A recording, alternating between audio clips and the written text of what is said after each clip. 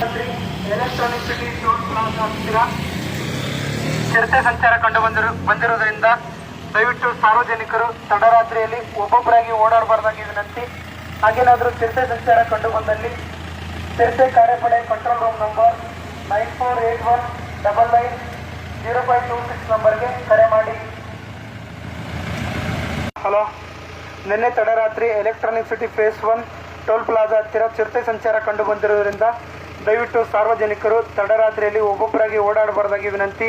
ಹಾಗೇನಾದರೂ ಚಿರತೆ ಸಂಚಾರ ಕಂಡು ಬಂದಲ್ಲಿ ಚಿರತೆ ಕಾರ್ಯಪಡೆ ಕಂಟ್ರೋಲ್ ರೂಮ್ ನಂಬರ್ 9481990526 ನಂಬರ್ಗೆ ಕರೆ ಮಾಡತಕ್ಕದ್ದು.